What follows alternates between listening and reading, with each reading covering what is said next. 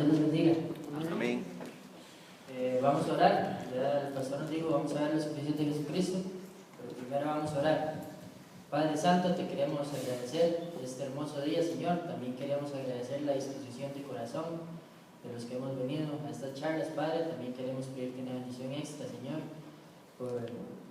por haber venido, Señor, a esto, a aprender de tu palabra. Te pedimos que tú nos ilumines y que tu Espíritu nos hable. En el nombre de Jesús, amén. Bueno, vamos a empezar. Los oficios de Jesucristo son 3, pero entonces lo tratamos de hacer lo más sencillo posible para ver si todos lo podíamos entender. De hecho, ayer, ahora les voy a explicar que intenté hacer un dibujo y al final tuve que renunciar al dibujo porque estaba muy complicado y muy enredado. Vamos a hacer de cuentas, ¿verdad? Que desde el principio, ¿verdad? Ahí está Jesús creando el mundo, ¿verdad? Entonces Él crea el paraíso. Ahí está Adán y Eva, ¿verdad? Y todos los animalitos y están ahí, todo bien bonito. Entonces Jesús le dice, bueno, Adán, usted va a tener conocimiento, o sea, yo soy el que le voy a hablar a usted por medio, le voy a hablar al oído para que le hable a las demás personas, o sea, profeta. Segundo, le dijo, usted va a ser el sacerdote de toda la población, ¿verdad? Va a tener santidad para eso. Y 3, iba a ser el rey, o sea, iba a tener dominio sobre todas las criaturas y sobre eso. Entonces, Jesucristo delega en Adán las 3 oficios: profeta, sacerdote y rey, ¿verdad? Pero resulta que viene Satanás, lo ven ahí, está en el árbol, y engaña a Eva para que coma del fruto prohibido y se lo da a Adán. Y Adán prefiere continuar con Eva que continuar en el paraíso. Y bueno, sucede lo que ya todos conocemos, la caída. Entonces sucede que ya Adán no es una persona que está catalogada para ser profeta, rey, sumo sacerdote. Entonces, si por el pecado si por un hombre entró el pecado, por un hombre tiene que salir el pecado. Entonces, así que Jesucristo tiene que hacer, ya todo esto Él lo sabía desde la concepción, porque Él es Dios, ¿verdad? Ya esto lo hemos hablado. Entonces tenemos la necesidad de un mediador que cumpliera con los 3 oficios, por lo que hizo Adán, ¿verdad? Entonces Cristo debe ser, número 1, un profeta para salvarnos de la ignorancia del pecado. Número 2, tiene que ser sacerdote para salvarnos de la culpa del pecado. Y tiene que ser rey para salvarnos del dominio del pecado. Buenos días, hermanos. Buenos días. Bueno, yo voy a iniciar con el oficio del profeta. Lo primero es que aquí hicimos una cronología de los profetas, es como para contabilizar cuántos son. En realidad esto no viene, sí, eso es para después, pero quisimos poner esta imagencita donde se ve detallado. Más adelante, como lo dijo Humberto, si ustedes desean la presentación, solamente nos indican.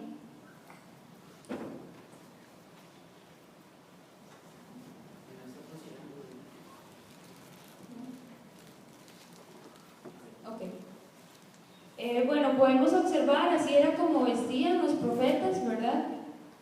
Por dar un ejemplo, ¿verdad? En este caso, el oficio del profeta, una de las frases que usa más comúnmente es: así dice Jehová. El profeta es un transmisor. Debe pasar un mensaje que Dios le da con exactitud. Habla de parte de Dios. El oficio profético debe ser paciente, insistir en el tiempo, persuadir al equivocado, reprender, exhortar. Y como ejemplo pusimos a Jonás y pusimos Jonás y Micaías en 2 de Crónicas 18.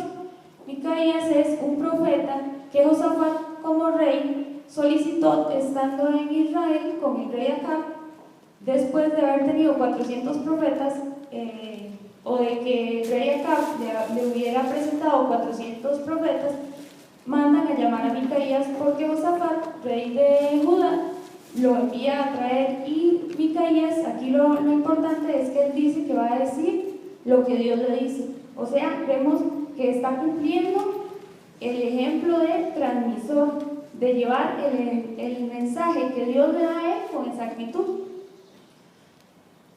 Debe de predicar la palabra,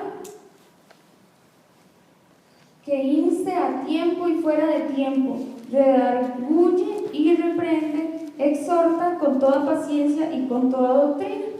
Eso dice 2 Timoteo 4:2. Bueno, Cristo, ¿verdad? La persona de Jesucristo, como lo estamos viendo, es el profeta por excelencia. En Hebreos 1, del 1 al 3, dice que Dios, habiendo hablado muchas veces, de muchas maneras, en otro tiempo a los padres por los profetas, en estos postreros días no ha hablado por el Hijo, a quien constituyó heredero de todo y por quien asimismo hizo el universo. Aquí vemos que Jesucristo mismo habló de sí como profeta, y eso lo podemos ver en Lucas 13, 33.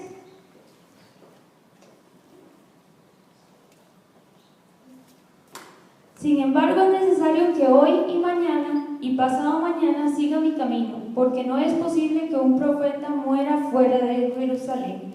Claramente aquí Jesucristo está reconociéndose como profeta. También en Isaías 61:1, los que gusten anotarlo, y Lucas 4:18-19, que por motivo de tiempo no vamos a ver todos los versículos. Trajo un mensaje, ¿verdad? En Juan 8, 26 y 28 dice lo siguiente: muchas cosas tengo que decir y juzgar de vosotros, pero el que me envió es verdadero, y yo lo he oído de él. Esto hablo del mundo, pero no entendieron que les hablaba del Padre. Les dijo, pues Jesús, cuando hayas levantado al Hijo del Hombre, entonces conoceréis que yo soy, y que nada hago por mí mismo, sino según me enseñó el Padre, así habló. Trajo este mensaje de que todo lo que Él enseñó se lo trae del Padre, no de nadie más. Proclamó como una autoridad sin igual. Eso lo podemos ver en Mateo 5:22, y dice lo siguiente: pero yo os digo que cualquiera que se enoje contra su hermano será culpable de juicio, y cualquiera que diga necio a su hermano será culpable ante el concilio, y cualquier cosa le diga fatuo quedará expuesto al infierno de fuego. Vemos cómo Dios tenía una autoridad sin igual y no tenía miedo. Como decimos, Dios no pecó, y por eso pudo cambiar su sangre por nosotros, y por eso pudo ser Dios se fue. Pudo darnos pero lo que quería decir es que ese cordero, una vez y para siempre, porque Él tenía la autoridad para hacerlo. Entonces vemos aquí en Mateo 5:22 la autoridad que Él muestra. Y las profecías de Jesucristo como verbo son las siguientes. La gente reconocía a Jesucristo. En Mateo 21:11 lo expresa así, y Jesús también profetizó como vidente en Mateo 24, al igual que también su muerte y su resurrección en Mateo 16:21, y también la traición de Judas en Mateo 26, 20, 25. También por último, la negación de Pedro, ¿verdad? Sabemos que lo hizo, y vemos qué increíble, ¿verdad? Lo que es Jesucristo, tener que saber que esas personas le iban a fallar, que Judas estar con él, que Pedro estar con él, saber que él iba a morir y hacerlo todo por el amor. Y vemos cómo él se cumple el hecho de ser profeta, porque él todo lo sabe, ¿verdad?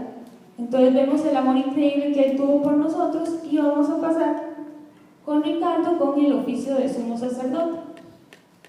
Bueno, para continuar, el oficio de sumo sacerdote es algo que dejó Dios instaurado en Levítico y en Éxodo, ¿verdad? Para que la gente estuviera haciendo sacrificios y estuvieran recordando que la sangre es para limpieza de pecados.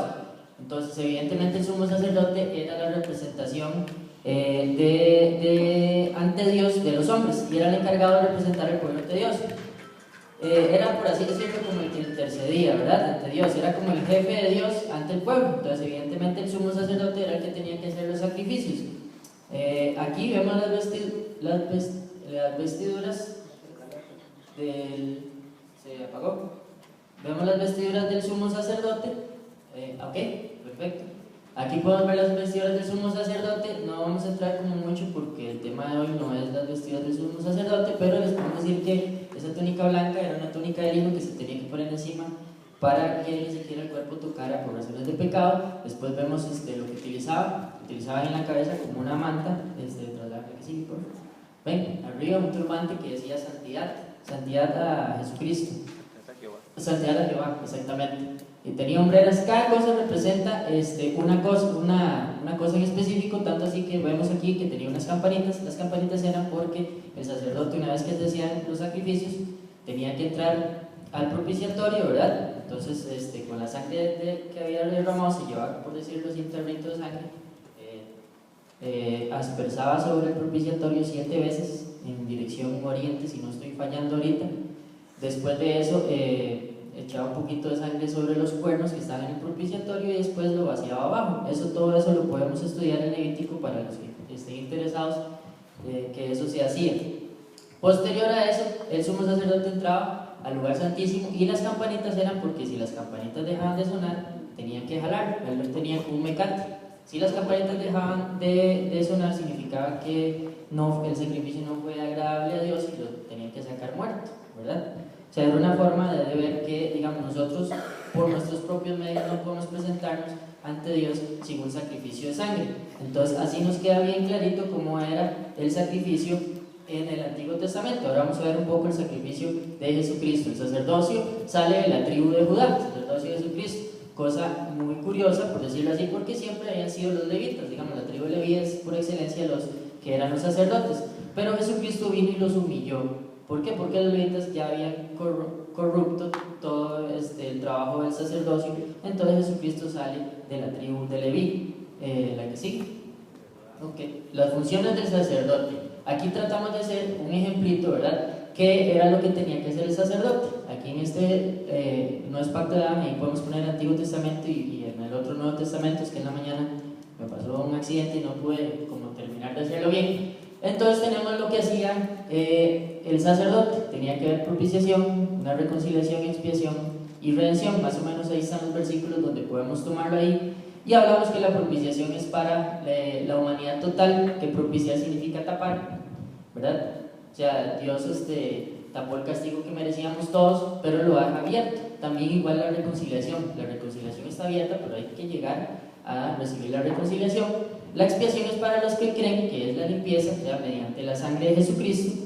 Y la redención es para aquellos que creen, que la palabra redención es como comprar. Nos compran en un mercado negro de esclavos del pecado para salir libres de la maldición. Recuerden que en el Antiguo Testamento el sacrificio tenía que ser continuo, o sea, se sacrificaba 2 veces al día, era continuamente. Y entonces ahí dice, si su pecado había hecho tal cosa, entonces tenía que sacrificar un cordero, si no tenía que sacrificar X cosa, un montón de cosas que en este momento no podemos ahondar porque no es el tema. Y lo siguiente es que el sacrificio que hizo Jesucristo, por la gracia de Dios, es una vez y para siempre, o sea, ya no tiene que ver más porque es un sacrificio en exceso. La que sigue, fue lo que les dije, que estuve tratando de pensar cómo podíamos hacerlo fácil, y lo que mejor se me ocurrió, bueno, en realidad la idea fue de Mariana es de hacerlo así. Las manitas es la propiciación. Dios al morir nos regala la propiciación, se la da a todo el mundo, está abierta a todos. Ven la mano, todos lo tienen, pero para reconciliarnos no son todos, ahí está la humanidad, no son todos los que acepten. Entonces vemos que están como marcadas ciertas partes, no son todos los que quieren aceptar la reconciliación, sino que son algunos. Evidentemente la expiación es personal, no puede haber otra forma. La expiación es personal. En el momento en que nosotros aceptamos y recibimos a Jesucristo, recibimos su perdón, creemos que su sangre nos ha limpiado el pecado y nos hace aceptos a Dios, porque por nuestros propios medios, lo dijimos, no es posible que nosotros podamos llegar a ser santos, sino que lo hace eso. Entonces, al haber expiación, Jesucristo por medio de su sangre también nos redimió, o sea, tuvimos redención. Entonces ahí vemos que es, digamos, una imagen de cómo se compraban y se vendían los esclavos. Entonces Jesucristo llegó y al resucitar llegó y entonces negoció por los esclavos, digamos nosotros que éramos esclavos del pecado, y nos negoció y nos sacó de ahí. ¿Queda claro? Ok, continuamos con el oficio del rey. Ok, el oficio de rey se divide en 3: la realeza, el reinado y el rey. La realeza es la dignidad del rey, el reinado, la duración y el modo de ejercer la autoridad. Y el reino es el espacio en que ejerce la autoridad. Esto lo vamos a definir acá, ¿verdad? Vemos como un rey, ¿verdad? Como representación en estas imágenes. Ok. La realeza se divide en dos. Número uno es que Jesucristo compadre con el Padre y el Espíritu Santo la soberanía total de la ciudad celestial. Eso lo podemos ver en Isaías 24:23. Entonces la realeza se comparte, Jesucristo la comparte tanto con el Padre como con el Espíritu Santo. Y la segunda es que Jesucristo es el Mesías Rey y se divide en dos de igual manera. La primera venida, que fue cuando Jesucristo murió y resucitó, y eso lo podemos ver en Hechos 2:36, y la segunda es la segunda venida, que eso lo hemos visto en el Apocalipsis, el reinado milenario, cuando Dios va a reinar por 1000 años. Entonces, haciendo un resumen, se divide en dos, que una es que comparte la soberanía total con el Espíritu Santo y con el Padre, y la segunda es que Jesucristo en la tierra como Mesías, que su reinado se divide en dos. La primera venida cuando murió y resucitó, y la segunda venida cuando va a reinar por 1000 años. La segunda parte del reinado está dividido en dos de igual manera, poder y territorio. Mariana, disculpe, había entendido yo en un instituto al que vine que el oficio de rey Jesucristo todavía no lo está ejerciendo, porque para ejercerlo como rey él tiene que tener a su esposa, ¿verdad? Y todo. Entonces aquí está diciendo que el ejercicio del rey está dividido en dos, antes y después. Entonces no sé si estoy equivocada. Bueno, actualmente el reino está pospuesto.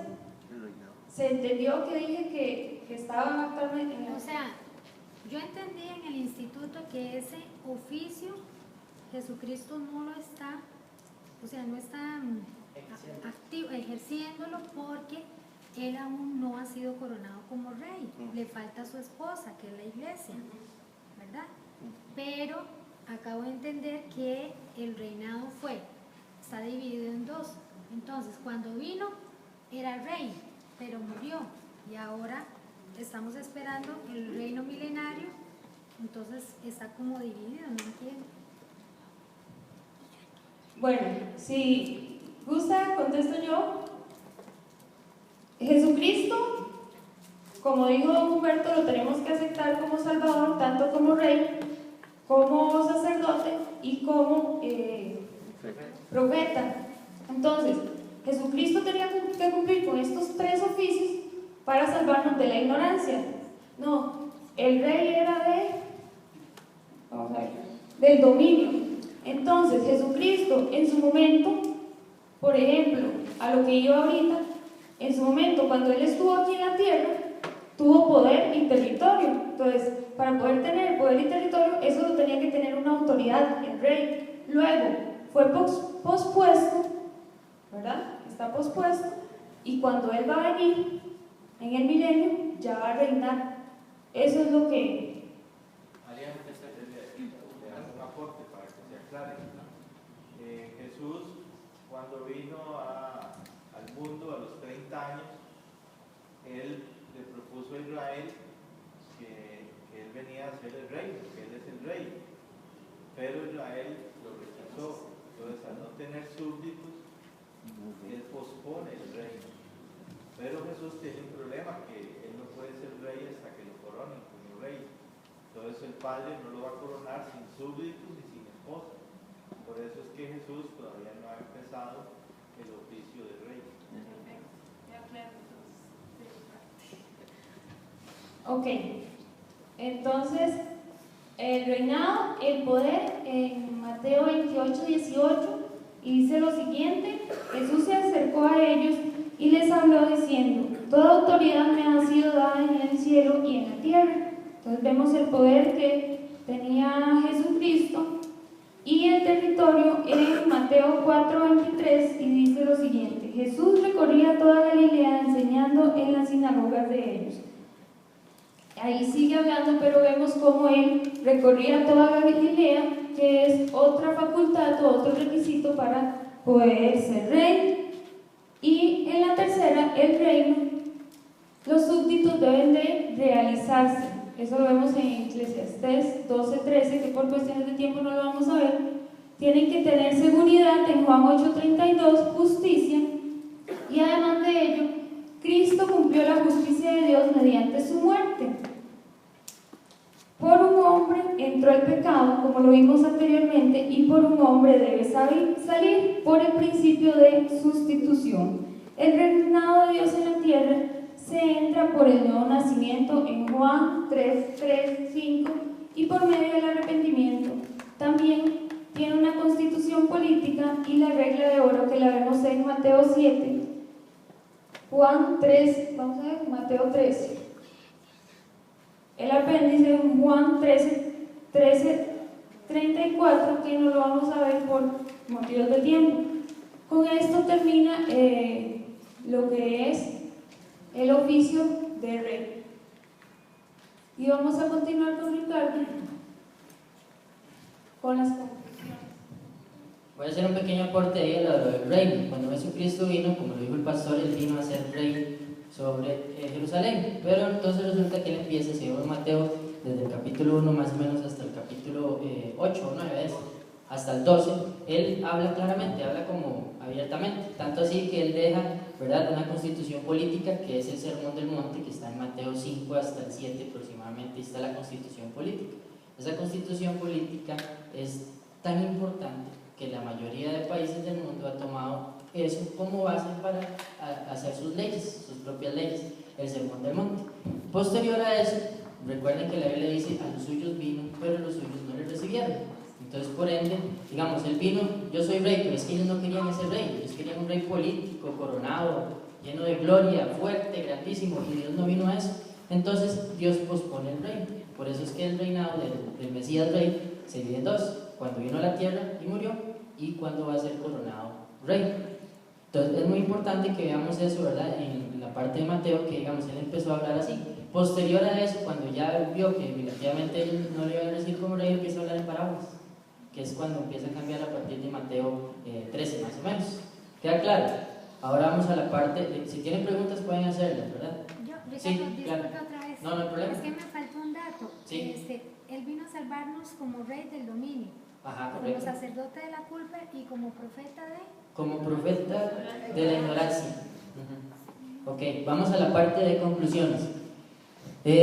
Jesucristo con su sacrificio, aquellos que hemos creído en él, esto tiene que ser bien clarito, aquellos que hemos aceptado la expiación, ¿verdad?, por medio de su sangre, en la cual Jesucristo, Dios, ahora no nos ve como pecadores, sino nos ve bañados en sangre, con la cual podemos tener acceso directo por medio de la oración. Nos hace también, nos da otras características. Nos dio la unción del santo, 1 Juan 2:20, pero vosotros tenéis unción del santo y todos vosotros lo sabéis. Está hablando de aquellas personas que han recibido a Jesucristo. Nos hizo sacerdotes, no nos hizo sumos sacerdotes, porque el sumo sacerdote es Jesucristo, solo uno, solo él puede ser sumo sacerdote, sino que nos hizo sacerdotes en Apocalipsis 1:6, que dice que también nos hace reyes, y nos hizo reyes y sacerdotes para Dios su Padre. A él sea la gloria y imperio por los siglos de los siglos. Amén. También nos hizo profetas. ¿Por qué somos profetas? Porque nosotros podemos leer la Biblia, ¿verdad?, que son las palabras directas de Dios, y podemos expresarlas a las demás personas. Eso lo vemos en Corintios 6:20. ¿No sabéis que los santos han de juzgar al mundo? Y si el mundo ha de ser juzgado por vosotros, sois indignos de juzgar cosas muy pequeñas. Y también nos hizo reyes, que ya lo vimos en Apocalipsis 1:6, pero lo complementamos con 1 Pedro 2:9, donde dice: mas vosotros sois linaje escogido, real sacerdocio, nación santa, pueblo adquirido por Dios, para que anunciéis las virtudes de aquel que nos llamó de las tinieblas a su luz admirable. Y él también nos va a hacer jueces en un futuro, en 1 Corintios 2:15. En cambio, el espiritual juzga todas las cosas, pero él no es juzgado por nadie. Entonces esas son cosas que tenemos que aprender, que por medio de la expiación Jesucristo nos dejó mediante su sacrificio. Y como final, no entiendo por qué nos sirve esto. Entonces, como conclusiones, tenemos que tener bien clarito que como cristianos, ¿verdad?, si verdaderamente hemos creído, sí, nada más adelantarlo, por favor, si lo hemos aceptado. En el oficio de profeta tenemos que, si quieren lo apuntan ahí los que están tomando notas, en el oficio de profeta tenemos que creer y guardar sus palabras. En el oficio de sumo sacerdote tenemos que creer en la expiación, y en el oficio de rey tenemos que obedecerle y seguirle. ¿Queda claro? ¿Qué dicen? ¿No tienen preguntas? Entonces hasta Otra aquí. vez, Ricardo, es que es muy Ok, claro que sí. En el oficio profeta, aquí está, ¿ves? En el oficio profeta, como cristianos nosotros tenemos que creer y guardar sus palabras. En el oficio de sumo sacerdote tenemos que creer en la expiación. Y en el oficio de rey tenemos que obedecerle y seguirle a él como nuestro rey. Amén. Entonces recordemos que Jesucristo nos dejó en el Antiguo Testamento, por decirlo así, estas personas para que nosotros tuviéramos ejemplo de lo que Él vino a hacer. Nos dejó profetas, nos dejó sumos sacerdotes, nos dejó reyes. Recuerden que a mí me llama mucho la atención que como profeta, el profeta llegaba y lo llamaban y le decían, bueno, vamos, pero tenés que dejarme a ver qué me dice Dios. El profeta se iba, oraba y Dios le hablaba directamente al oído. Y él iba y le decía a las demás personas. Ahora vean la ventaja que tenemos nosotros. Nosotros tenemos la palabra de Dios que nos habla directamente. Y muchas veces tenemos las Biblias ahí en la casa y se están empolvando. Y estas personas deseaban los profetas para que Dios les hablara. Si los deseaban, y nosotros los tenemos. Como somos sacerdotes, imagínense que en la antigüedad de ver sangre y sangre 2 veces al día, y hice tal cosa, otra vez sacrificio, hice tal otra vez sacrificio. Y ahora Jesucristo ya lo hizo una vez y para siempre. O sea, Él nos ve limpios a pesar de que nosotros no somos y siempre estamos atados a la carne. No con esto quiero decir que ya no pecamos, porque eso sería totalmente una herejía, sino que evidentemente la única forma de que seamos aceptos a Dios el Padre, que Él es perfecto, es mediante la expiación, con la sangre, que Él nos baña. Entonces Él lo que nos ve es con sangre, pero con sangre de su Hijo, que fue el sacrificio perfecto. Y como reyes, imagínense que nos va a hacer reyes en el milenio, ¿verdad? A través de en toda la eternidad. Entonces esto que estamos aquí es una pasadita. Entonces lo que tenemos que hacer es empezar a hacer cosas para ese reino, ¿verdad? No para el reino de aquí, sino para el reino milenial, que es eterno. Amén. Amén. ¿Preguntas? Ok, entonces vamos a orar. Padre Santo, te queremos agradecer este estudio, Padre, que nos has permitido. Queremos agradecerte, Señor, porque tú nos has enseñado a través de tu palabra y el tiempo, Señor, cómo tú viniste a cumplir los oficios. Agradecemos por esta charla, Padre. Queremos que se siga bendiciendo todo en nombre de Jesús. Amén. Amén.